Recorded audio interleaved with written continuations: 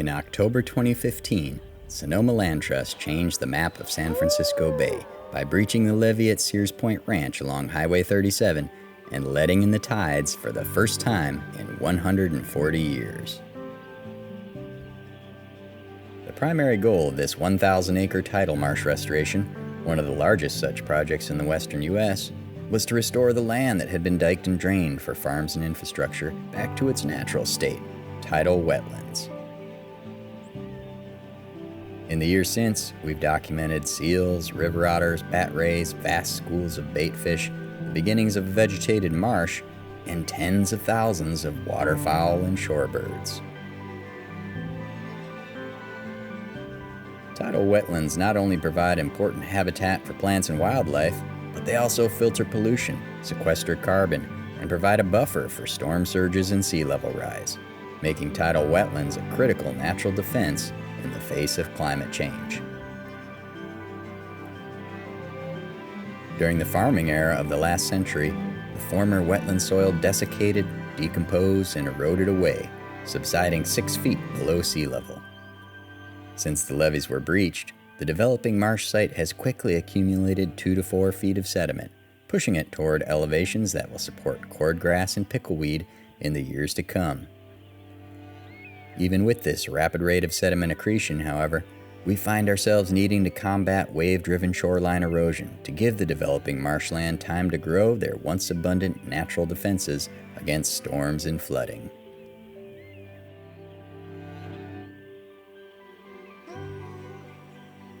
Our nature-based approach, developed in partnership with some of the Bay's best thinkers, incorporates logs, mud, plants, gravel, and natural processes that work together to protect the shoreline. This natural infrastructure is different from the more conventional use of riprap or large boulders, a static and unyielding approach lacking habitat value in a dynamic ecological setting. Nature-based solutions, on the other hand, allow the marsh to respond and adapt to future conditions. Sonoma Land Trust is mimicking nature by installing hundreds of logs along the shoreline to reduce the wave erosion. Logs used to be common in marshland systems, washing in as treefall from the Sierra and landing on the shores of the bay.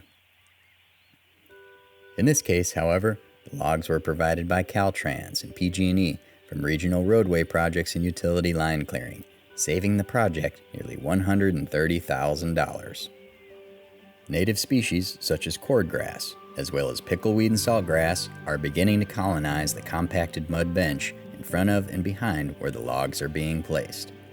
To assist the establishment of these marshland-loving plants, we're adding clean soil that was dredged years ago from nearby Port Sonoma on the bay side of the logs, so they eventually become swash bars, which are small berms and beaches that form in nature from wave action. Closer to the water is where Pacific cordgrass ought to be growing. This densely rooted perennial grass is the first critical line of defense against incoming waves bound for tidal marsh shorelines. A 20 to 30 foot wide swath of cordgrass can significantly absorb and dissipate wave energy. For 2 years, our crews have been harvesting cordgrass from patches within the project area and transplanting it along the wave-exposed shoreline. The plantings are beginning to coalesce and hopefully will soon form a continuous border along the shoreline.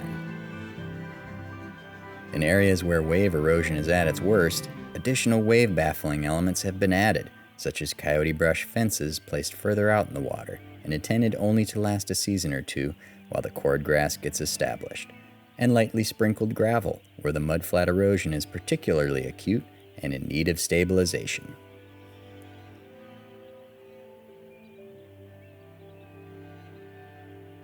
All of the elements of this project imitate nature because nature uses what works.